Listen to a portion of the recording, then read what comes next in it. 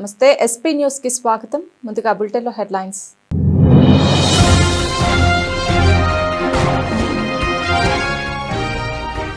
Bharat Germany మధ్య కుదిరిన అవగాహన ఒప్పందాలు వాణిజ్యం, పెట్టుబడి మరియు భాగస్వామ్యాలకు కొత్త అధ్యాయాన్ని తెరుస్తుందన్న ప్రధాని మోదీ.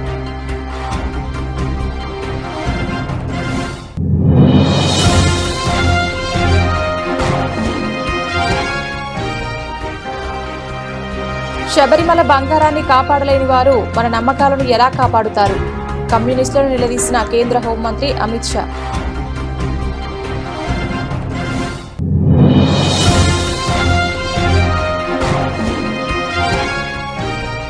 జేఎన్యూలో నినాదాలపై స్పందించిన ఢిల్లీ ముఖ్యమంత్రి రేఖా గుప్తా. విద్యార్థులు తప్పుడు నినాదాలు చేస్తూ దేశానికి వ్యతిరేకంగా మాట్లాడుతున్నారని ఆవేదన.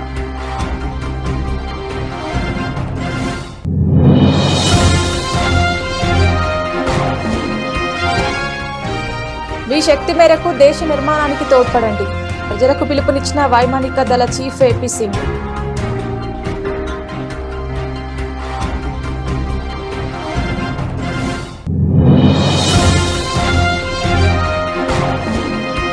కుకట్పల్లిలో ఇంటిగ్రేటెడ్ సబ్ రిజిస్ట్రార్ కార్యాలయ భవన నిర్మాణానికి మంత్రి పొంగులేటి శంకుస్థాపన.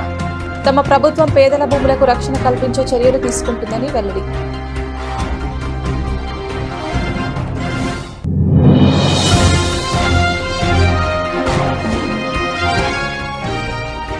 పిఎస్ఎల్వి C-62 రాకెట్ ప్రయోగంలో సాంకేతిక లోపం. శాటిలైట్తో తెగిన సంబంధాలు.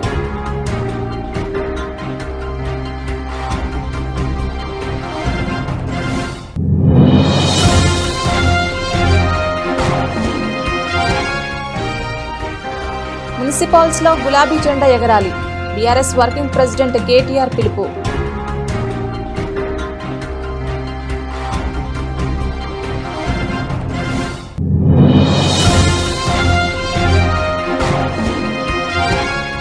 శ్రీకాకుళం జిల్లా కాశీబుగ్గ ఆలయంలో భారీ చోరీ.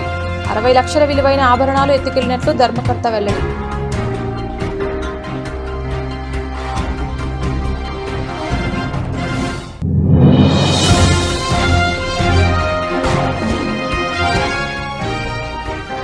వందల కోట్లు ఖర్చు పెట్టి ఎవరూ సినిమాలు తీయమన్నారు. సినీ పరిశ్రమను నిలదీసిన సిపిఐ నారాయణ.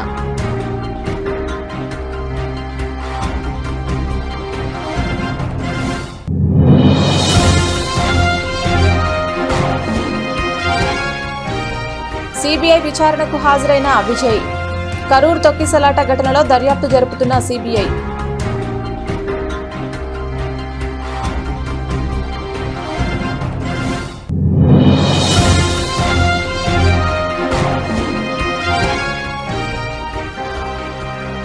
WPLలో నందిని శర్మ చరిత్ర.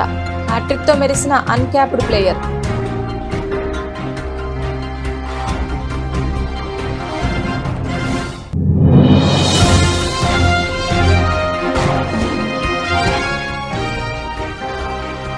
ఐటీ మెటల్ రంగ స్టాక్స్ లో కొనసాగుతున్న అమ్మకాలు. నష్టాల్లో కదలాడుతున్న సెన్సెక్స్ నిఫ్టీ.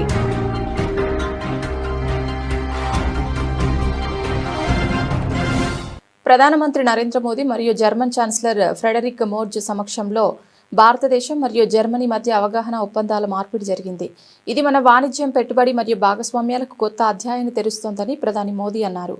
భారతదేశం యొక్క స్థాయి మరియు వేగంతో అనుసంధానించడానికి జర్మన్ ఖచ్చితత్వం మరియు ఆవిష్కరణలను ఆహ్వానిస్తున్నానని, మీరు భారతదేశంలో తయారు చేయవచ్చు, దేశీయ డిమాండ్ పూర్తిగా ఉపయోగించుకోవచ్చు మరియు ఎటువంటి అడ్డంకులు లేకుండా ఎగుమతి చేయవచ్చని తెలిపారు. ప్రభుత్వం తరపున భారతదేశం స్థిరమైన విధానాలు, పరస్పర విశ్వాసం మరియు దీర్ఘకాలిక దృక్పథంతో జర్మనీతో తన సహకారాన్ని ముందుకు తీసుకెళ్తుందని నేను మీకు హామీ ఇస్తున్నానని ప్రధానమంత్రి నరేంద్ర మోదీ పేర్కొన్నారు. हमारा द्विपक्षीय व्यापार अब तक के अपने सर्वोच्च स्तर पर पहुंच चुका है और $50 बिलियन के आंकड़े को पार कर गया है. 2000 से अधिक जर्मन कंपनियां लंबे समय से भारत में मौजूद है. ये भारत के प्रति उनके अटूट विश्वास और यहां मौजूद अनंत संभावनाओं को दर्शाता है. आज सुबह भारत जर्मनी सीईओ फोरम में इसकी जीवंत झलक दिखाई दी. फ्रेंड्स, भारत और जर्मनी के बीच टेक्नोलॉजी सहयोग प्रति वर्ष मजबूत हुआ है और आज इसका प्रभाव ग्राउंड पर स्पष्ट रूप से दिखाई देता है। रिन्यूएबल एनर्जी के क्षेत्र में भारत और जर्मनी की प्राथमिकता build upon. Ladies and gentlemen, I want to focus on 3 priorities. First, we advocate for an international order in which we can live freely and securely. Because the world order is changing. The moment we are meeting here, it is increasingly marked by great power politics and thinking in spheres of influence. Rough winds are blowing, and we have to brace ourselves against these rough winds. Russia's war of aggression against Ukraine is probably the most drastic expression of these changes and this upheaval. Together, we are going to assert these values and interests that we share in this new world together.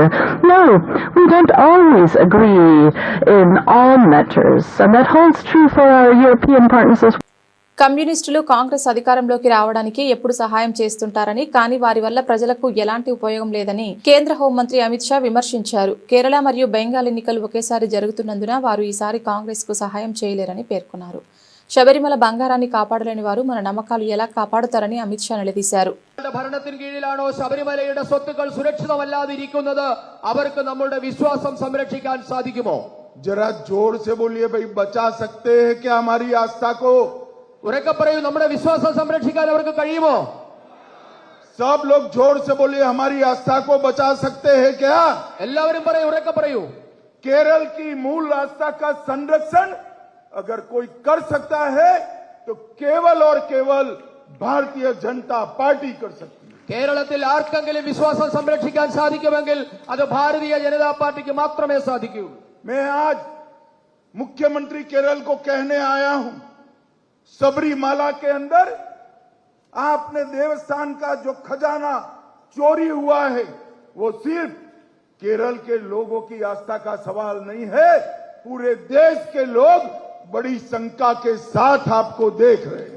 എനിക്ക് കേരളത്തിലെ മുഖ്യമന്ത്രിയോട് പറയാനുള്ളത്, ഇന്ന് നിങ്ങൾ ശബരിമലയിൽ നിന്ന് കൊള്ളയടിച്ച സ്വർണമുണ്ടല്ലോ, ശബരിമല ദേവസ്ഥാനത്ത് നടത്തിയ കൊള്ളയുണ്ടല്ലോ, അത് കേരളത്തിലെ വിശ്വാസത്തിന്റെ, മലയാളികളുടെ വിശ്വാസ കാര്യം മാത്രമല്ല, മുഴുവൻ രാഷ്ട്രത്തിനും അതിൽ ആശങ്കയുണ്ട്. മുഴുവൻ രാഷ്ട്രത്തിന്റെയും വിശ്വാസത്തെയാണ് നിങ്ങൾ ഹനിച്ചത്. मैंने एफआईआर को देखा है. जिस प्रकार से एफआईआर ड्राफ्ट की गई है उसी में ही दोषियों को बचाने का. జేఎన్యూలో నినాదాలపై ఢిల్లీ ముఖ్యమంత్రి రేఖా గుప్తా స్పందించారు. జేఎన్యూలో జరిగిన సంఘటనలు దురదృష్టకరమని మరియు కలత పెట్టేవని అన్నారు. చదువుకోవాల్సిన విద్యార్థులు తప్పుడు నినాదాలు చేస్తూ దేశానికి వ్యతిరేకంగా మాట్లాడుతున్నారని ఆవేదన వ్యక్తం చేశారు. मैं आज भारत के प्रत्येक युवा को इस युवा दिवस पे बहुत ढेर सारी बधाई देती हूँ, शुभकामनाएं देती हूँ और कहना चाहती हूँ कि युवाओं की ओर पूरा देश देख रहा है. अब इस देश को आगे बढ़ने में, इसको तरक्की की राह पे लेके जाने में युवाओं की एक बहुत महत्वपूर्ण भूमिका रहने वाली है. और आज इस कॉलेज परिसर से मैं ये भी कहना चाहती हूँ कि जिस तरीके से जेएनयू जैसी घटनाएं यहाँ पे होती है तो पूरा देश स्तब्ध रह जाता है कि जब दंगे के आरोपियों की जमानत की मांग की जाती है, जब आतंकियों का साथ दिया जाता है, तो पूरे देश को ये अफसोस होता है कि वो विद्यार्थी जो शिक्षा लेने के लिए विश्वविद्यालय में गए हैं वो कैसे अमर्यादित नारे लगाते हैं और राष्ट्र के खिलाफ बात करते हैं.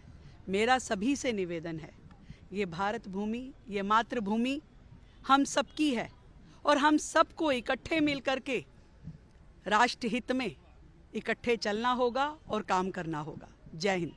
ఆపరేషన్ సింధూర్ చాలా అవగాహనను తీసుకువచ్చిందని వైమానిక దళ చీఫ్ ఏపీ సింగ్ అన్నారు.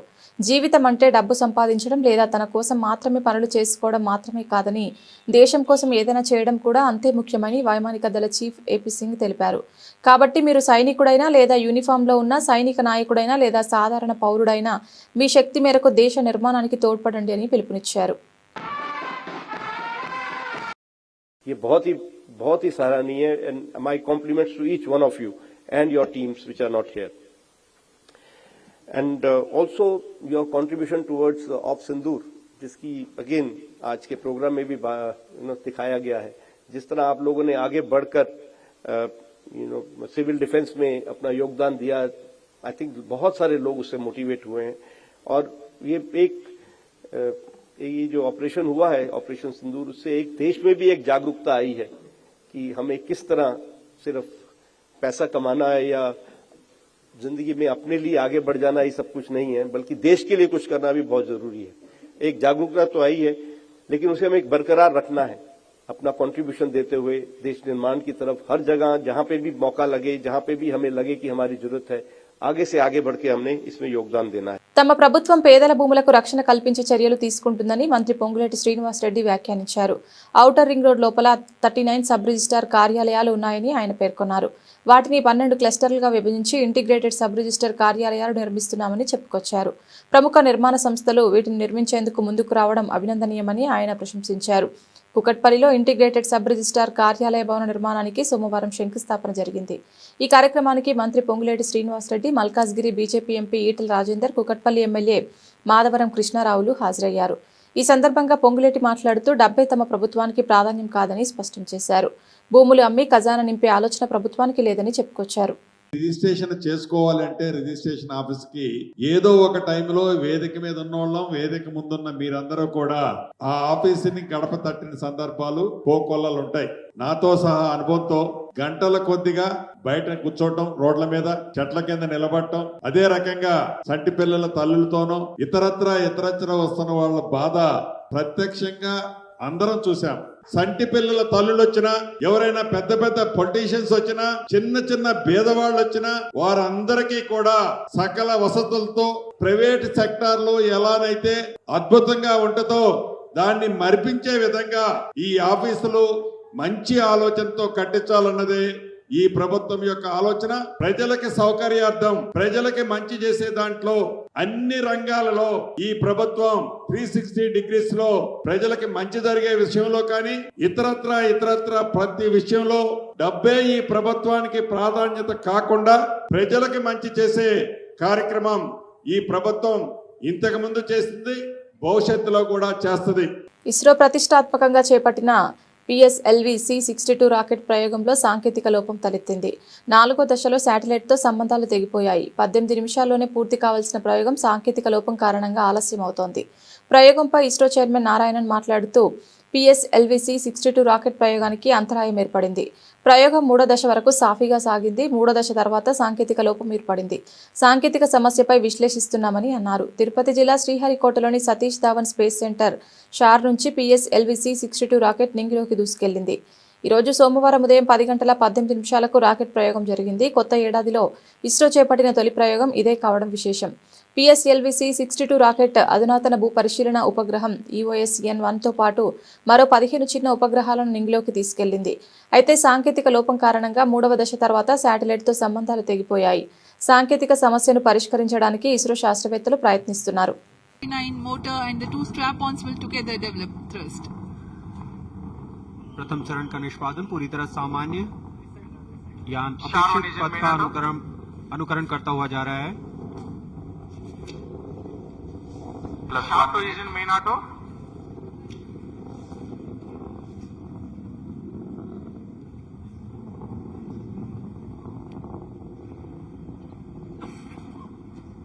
both strap-ons separated. There's a confirmation from the Range Operations Director that the strap-on motors have been separated from the ongoing launch vehicle. However, the core S-139 motor continues to burn and develop thrust. రాష్ట్రంలో BJP బలం గాలివాటమేనని, గతంలోనూ బలం లేదని, భవిష్యత్తులో కూడా క్షేత్రస్థాయి బలం రాబోదని BRS working president K తారక రామారావు స్పష్టం చేశారు. తెలంగాణలో భారతీయ జనతా పార్టీ ఏనాటికి కాంగ్రెస్ పార్టీ దుర్మార్గ పాలనకు ప్రత్యామ్నాయం కాబోదని చెప్పారు.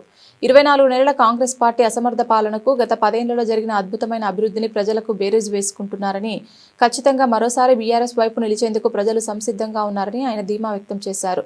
హైదరాబాద్లో ఆదిలాబాద్, మెదక్ జిల్లాల బీఆర్ఎస్ అధ్యక్షులు, పార్టీ ముఖ్య నేతలు, ప్రజాప్రతినిధులతో కలిసి కేటీఆర్ పురపాలక ఎన్నికల సన్నాహక సమావేశం నిర్వహించారు. ఈ సందర్భంగా ఈ రెండు జిల్లాల్లో పార్టీ అనుసరించాల్సిన వ్యూహాలు, ఇతర అంశాలపై ఆయన దిశానిర్దేశం చేశారు. ఈ సందర్భంగా ఆయా మున్సిపాలిటీల్లో స్థానిక పరిస్థితులపై వివరాలు అడిగి తెలుసుకున్నారు. పార్టీ నేతలు క్షేత్రస్థాయిలో పరిస్థితులు సీనియర్ నేతలకు వివరించారు. మీ ఎమ్మెల్యే ఉన్నాడు అంటే బాగుండదు. ఇప్పుడు మరి లేడీస్ చాలా మంది ఉన్నారు. ఇప్పుడు నాకు తెలిసి 2 లింగాలు ఉంటాయి, అయితే మగోళ్ళు లేకపోతే ఆడోళ్ళు. ఇవాళ ఈ 10 మంది పరిస్థితి ఏంటంటే వాళ్ళు ఎక్కడున్నారో వాళ్ళకి తెలియదు, వాళ్ళు ఏ లింగమో వాళ్ళకే తెలియదు. నువ్వు కాంగ్రెసా బీఆర్ఎస్ చెప్పురా భయ్ అంటే ఆడనేమో కాంగ్రెస్ అట, నియోజకవర్గంలో స్పీకర్ కాడికి రాగానే బీఆర్ఎస్ అట. నేను అడుగుతున్నాను, నువ్వు నీవు నిజంగా బీఆర్ఎస్ అయితే మరి ప్రేమ్ గౌడ్ ఇక్కడ జాయిన్ అవుతావు, నువ్వే ఆడున్నావు? బీఆర్ఎస్ అయితే ఇక్కడ ఉండాలని లేదా? నువ్వు మరి ఏడున్నావు? ఈ బతుకు అవసరమా? 4 సార్లు గెలుపుతుంది, 40 సార్లు గెలుపుతుంది. అందుకే అంటారు పెద్దలు చెప్తారు, నందేయి పందేయి 100 ఏళ్ళు బతికింది దానికంటే నందేయి 4 ఏళ్ళు బతికింది అని ఏమాట. పంది లెక్క 100 ఏళ్ళు బతికిన దానికంటే నంది లెక్క 4 ఏళ్ళు బతికినా చాలు. ఇప్పుడు జీవితం అంతా అందరం చస్తాం ఏదో ఒక రోజు. బతికిన నాలు ఖదర్తో బతకాలి, చచ్చిపోతే కూడా మంచివాడు చచ్చిపోయిండు అనాలి. చచ్చిపోతే ఈ బద్మాషిగాడు చచ్చిపోయినా అనుకుంటే కష్టం, గట్లుండాలి. కానీ నేను అడుగుతున్నా, ఇదేంది నాకు అర్థం కాదు. ఏం అభివృద్ధి ఆశించిపోయినావు నువ్వు? రేవంత్ రెడ్డి రాజేంద్ర నగర్ ఏం చేసిండు? మెట్రో రైలు, మేము గచ్చిబౌలి నుంచి శంషాబాద్కు మెట్రో రైలు మంజూరు చేయడమే కాదు, టెండర్ కంప్లీట్ చేసినాం, పైసలు మొత్తం పోగు చేసినాం, టెండర్ పూర్తయింది. L&T అనే కంపెనీ ఏదైతే మెట్రో కట్టిందో వాళ్ళకే వర్క్ వచ్చింది. సరిగ్గా ఈ పాటికి 2 ఏళ్లలోనే పని పూర్తయి ఈ పాటికి చుక్చుక్ రైలును ఉరుకుతున్నాయి మీ కాడికి. ఎందుకంటే మీ దగ్గర ల్యాండ్ అక్విజిషన్ లేదు, భూసేకరణ లేదు. మంచిగా ORR పక్కెంబడినే తీసినాం తొవ్వ కూడా, అందులోకెళ్ళే పెడితే అయ్యిపోతుండే. ఈ పాటికి 18 నెలలు ఒడిచిపోతుండే, ఈ పాటికి మీకు రైలు కనబడుతుండే. ఈ రైలు రేవంత్ రెడ్డి ఎంత మూర్ఖుడు అంటే ఆయనకు తెలియదు, అర్థం కాదు. చెప్తే ఈనాడు ఆయనకు నేను చెప్పిన అసెంబ్లీలో కూడా, అయ్యా నీకు అర్థం కావట్లేదు ముఖ్యమంత్రి గారు, అది ఎయిర్పోర్ట్కు రైలు అంటే ఎయిర్పోర్ట్కు పోయేటోడు ఎక్కడరా అయ్యా? మధ్యలో నర్సింగ్ ఉంటుంది, బద్వేలు ఉంటుంది, మధ్యలో బండ్లగూడు ఉంటుంది, ఆడ ఉండేటోళ్ళు ఉంటారు, ఎక్కేటోళ్ళు దిగేటోళ్ళు, ఇటు వచ్చేటోళ్ళు పోయేటోళ్ళు వాళ్ళు కూడా ఎక్కుతారా నాయన? ఓన్లీ ఎయిర్పోర్ట్కి పోయి ఎయిర్పోర్ట్కి వెళ్ళి వచ్చేటోళ్ళు రారు అని చెప్తే మేమే బెబ్బెబ్బే తెలియదు పీకది. అంటే గింత అన్యాయమా? రాజేంద్ర నగర్ నియోజకవర్గం బాగుపడుతుందంటే నీకెందుకు బాధ? ఆయనకి ఎవడో చెప్పిండంట రేవంత్ రెడ్డికి, నా భూములు ఉన్నాయంట అందుకోసం నేను రైలు వేసుకున్నా అంట. ఏం చెప్పాలి ఇంక ఆయన గట్లా ఆలోచిస్తే? దయచేసి నేను మిమ్మల్ని మీకు రిక్వెస్ట్ చేసేది మీ అందరికి కూడా, మనము ఆలోచించుకోవాల్సింది ఒకటే, ఇవాళ పదవులు వస్తాయి పోతాయి, అధికారం కూడా వస్తుంది పోతుంది, అధికారం ఎవరికి శాశ్వతం కాదు. కానీ అధికారంలో ఉన్నప్పుడు ఏం చేసినాం అనేది ప్రజలు గుర్తుపెట్టుకుంటారు.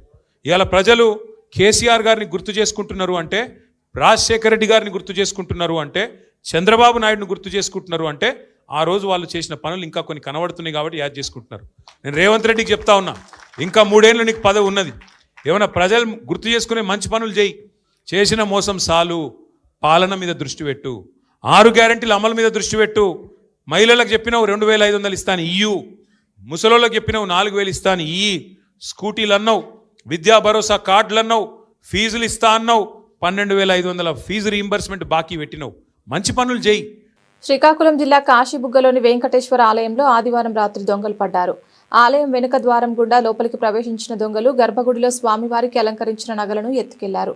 చోరీకి గురైన ఆభరణాల విలువ సుమారు 60 లక్షల వరకు ఉంటుందని ఆలయ ధర్మకర్త ముకుంద పాండా వెల్లడించారు. దీనిపై కాశీబుగ్గ పోలీసులకు ముకుంద పాండా ఫిర్యాదు చేశారు. ఘటనా స్థలాన్ని కాశీబుగ్గ డీఎస్పీ షేక్ సహాబాజ్ అహ్మద్ సిఐ రామకృష్ణ పరిశీలించారు. ఏకాదశి సందర్భంగా గతేడాది నవంబర్ 1న ఈ ఆలయానికి భక్తులు పోటెత్తారు. ఊహించని రీతిలో భక్తులు రావడంతో విపరీతమైన రద్దీ ఏర్పడింది. ఈ క్రమంలోనే తొక్కిసలాట జరగగా 9 మంది భక్తులు మరణించారు. ఈ ఘటన నేపథ్యంలో పోలీసుల ఆదేశాల మేరకు దేవాలయంలో దర్శనాలు నిలిపివేశారు. అప్పటి నుంచి ఆలయం మూతపడి ఉంది.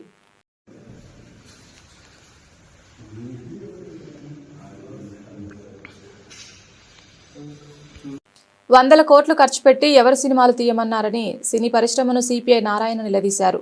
సినిమా ఓనర్లు టికెట్ రేట్లు పెంచాలని అడగడం, ప్రభుత్వం పెంచడం దారుణమని విమర్శించారు. చాలా మంది వ్యాపారాలు చేస్తున్నారని, వారికి నష్టాలు వస్తే ప్రభుత్వం సబ్సిడీ ఇస్తుందా అని ప్రశ్నించారు. సినిమా ఓనర్లంతా కలిసి రేట్లు పెంచమని సిగ్గు లేకుండా అడగడం, బుద్ధి లేకుండా గవర్నమెంట్ దాన్ని ఒప్పుకోవడం, ఇది ఎక్కడ అన్యాయం? ఇది వాళ్ళు 100 కోట్ల రూపాయలు ఖర్చు పెట్టి విలాసంగా సినిమాలు తీస్తే వాళ్ళకి ఏదో నష్టం వచ్చేసిందని చెప్పేసి ప్రజలపైన ఒక్కొక్కరికి 1000 రూపాయలు ఫైన్ వేస్తే ప్రజల రక్త మాంసాలు పిప్పి చేసి విలాసవంతమైనటువంటి కార్పొరేట్ కంపెనీ చేస్తారా? ఎవరు చెప్పారు ఇదంతా మీకు? ఎవరు పెట్టుకున్నారు అంత 2 కోట్లు? ఆ సినిమా థియేటర్కి పోతే నీళ్ళ బాటలు తీసుకోనిరు, బిస్కెట్లు తీసుకోనిరు, పిల్లలకి ఏమైనా ఇవి తీసుకోనిరు. ఆడపోయి కొంటే కాన్ఫ్లెక్స్ 500, వాటర్ బాటిల్ 200. ఎంత దోపిడీ ఇది? ఆ దోపిడీ చేసేవాడు గవర్నమెంట్ సపోర్ట్ చేస్తుందా? ఎందుకు పెంచాలి? అందులో ఇది పెంచడానికి బుద్ధి లేని గవర్నమెంటు, అడిగే వాళ్ళకి సిగ్గులేదు, దీన్ని అంగీకరించకూడదు. ఇది వాళ్ళ కష్టపడి వాళ్ళు తీసుకోవాలి తప్ప. చాలామంది వ్యాపారాలు చేస్తున్నారు, వాళ్ళు నష్టం వచ్చి కట్టిస్తున్నారా, సబ్సిడీ ఇస్తున్నారా? ఇవ్వలేదు కదా. కాబట్టి ఇది ఒక విధంగా లూటీ, సినీ మాఫియా గవర్నమెంట్ కలిపి ప్రజల్ని లూటీ చేస్తామని మేము తీవ్రంగా ఖండిస్తున్నాం. పంచ పాండవులు మంచం కోళ్ళు వలె అని లాస్ట్ జీరో చేయని పెడుతున్నారు. ప్రజలు ఏం చేస్తారంటే మేము 40% మేము ఇస్తాం, 60% మేము ఇస్తాం, 40% మీరు పెట్టుకోరండి. 10% పెట్టుకునేప్పుడే గవర్నమెంట్ చెట్లే.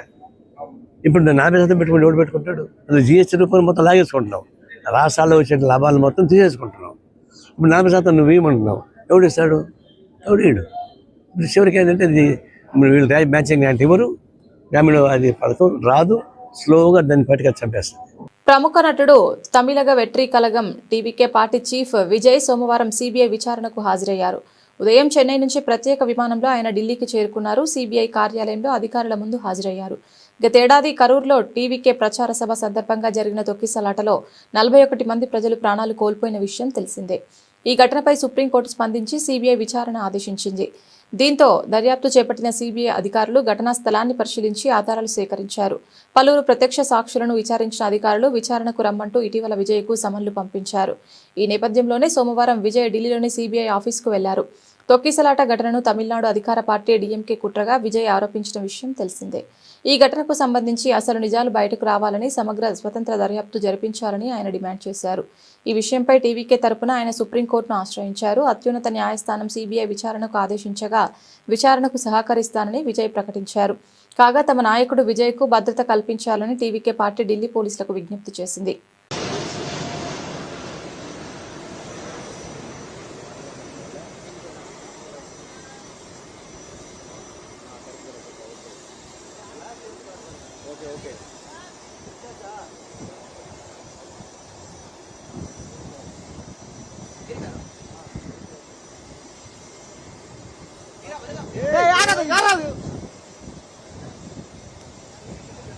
ఉమెన్స్ ప్రీమియర్ లీగ్ WPL 2026లో ఢిల్లీ క్యాపిటల్ యువ పేసర్ నందిని శర్మ కొత్త చరిత్ర సృష్టించింది.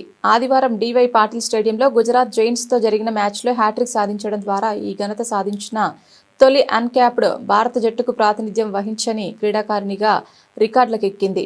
గతంలో ఇస్సీ వాంగ్, దీప్తి శర్మ, గ్రేస్ హ్యారిస్ మాత్రమే WPLలో హ్యాట్రిక్ సాధించగా ఇప్పుడు నందిని ఆ జాబితాలో చేరింది. గుజరాత్ ఓపెనర్ సోఫీ డివైన్ 42 బంతుల్లోనే 95 పరుగులు చేసి చెలరేగుతున్న సమయంలో నందిని తన అద్భుత బౌలింగ్తో మ్యాచ్ను మలుపు తిప్పింది. ముందుగా సోఫీ డివైన్ను అవుట్ చేసిన ఆమె ఆ తర్వాత ఇన్నింగ్స్ చివరి ఓవర్లో సంచలనం సృష్టించింది. 20వ ఓవర్ రెండో బంతికి కాశ్వి గౌతమ్ను అవుట్ చేసి ఆ తర్వాత 3 బంతుల్లో కనికా అహుజా, రాజేశ్వరి గైక్వాడ్, రేణుకా ఠాకూర్లను పెవిలియన్ హంపీ హ్యాట్రిక్ పూర్తి చేసింది. మొత్తంగా 4 ఓవర్లలో 33 పరుగులిచ్చి 5 వికెట్లు పడగొట్టి తన కెరీర్ను అత్యుత్తమ గణాంకాలను నమోదు చేసుకుంది. తొలి ఓవర్లో 4లు కొట్టినప్పుడు తన వ్యూహాన్ని మార్చుకొని వేరియేషన్స్తో వికెట్లు తీశానని నందిని తెలిపింది. కెప్టెన్ జెమీమా రోడ్రిగ్స్, షెఫాలి వర్మ తనపై ఉంచిన నమ్మకమే ఈ విజయాన్ని ఇచ్చిందని పేర్కొంది. కేవలం 2 మ్యాచ్ల్లోనే 7 వికెట్లు సాధించిన నందిని ప్రస్తుతం అత్యధిక వికెట్లు తీసిన బౌలర్గా పర్పుల్ క్యాప్ను దక్కించుకుంది. చండీగఢ్కు చెందిన 24 ఏళ్ల ఫేజర్ ప్రతిభపై సర్వత్రా ప్రశంసలు వ్యక్తమవుతున్నాయి.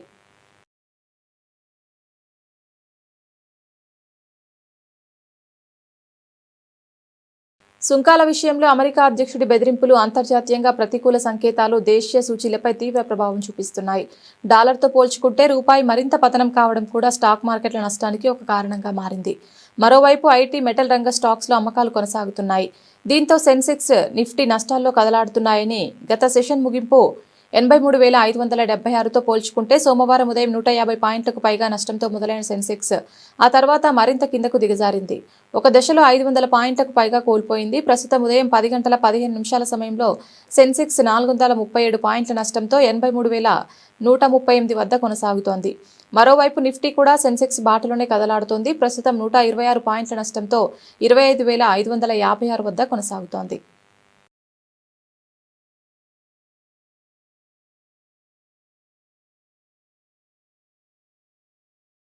బులెటిన్ ముగించే ముందు హెడ్లైన్స్ మరొకసారి.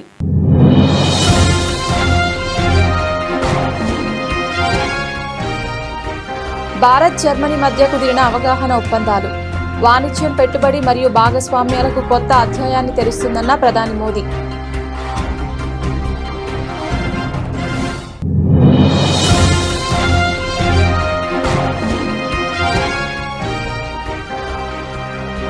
శబరిమల బంగారాన్ని కాపాడలేని వారు మన నమ్మకాలను ఎలా కాపాడుతారు? కమ్యూనిస్టులను నిలదీసిన కేంద్ర హోంమంత్రి అమిత్ షా.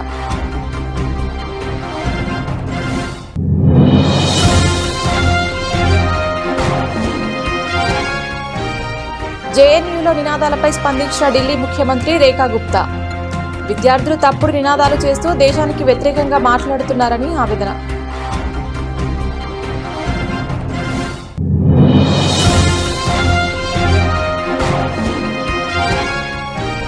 మీ శక్తి మేరకు దేశ నిర్మాణానికి తోడ్పడండి.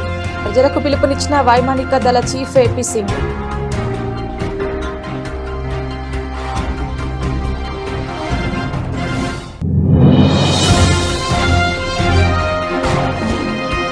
కుకట్పల్లిలో ఇంటిగ్రేటెడ్ సబ్ రిజిస్ట్రార్ కార్యాలయ భవన నిర్మాణానికి మంత్రి పొంగులేటి శంకుస్థాపన. తమ ప్రభుత్వం పేదల భూములకు రక్షణ కల్పించే చర్యలు తీసుకుంటుందని వెల్లడి.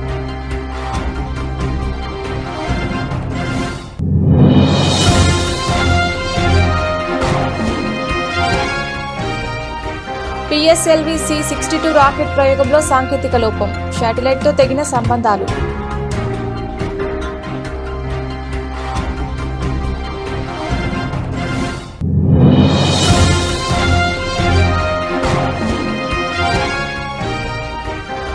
మున్సిపాల్స్లో గులాబీ జెండా ఎగరాలి.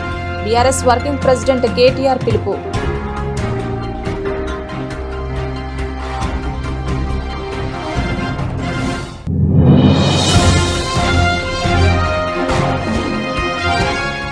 శ్రీకాకుళం జిల్లా కాశీబుగ్గ ఆలయంలో భారీ చోరీ.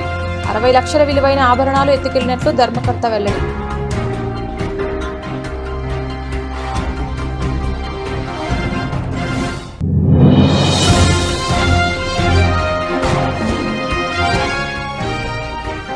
వందల కోట్లు ఖర్చు పెట్టి ఎవరు సినిమాలు తీయమన్నారు? సినీ పరిశ్రమను నిలదీసిన సిపిఐ నారాయణ.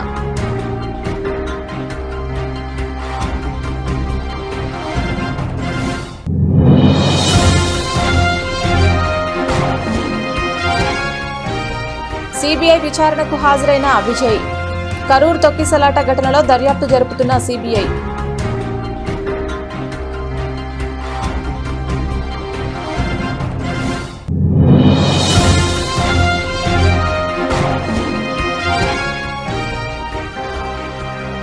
WPLలో నందిని శర్మ చరిత్ర.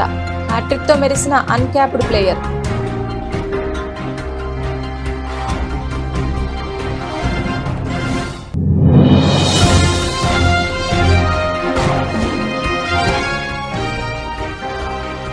ఐటీ మెటల్ రంగ స్టాక్స్ లో కొనసాగుతున్న అమ్మకాలు. నష్టాల్లో కదలాడుతున్న సెన్సెక్స్ నిఫ్టీ.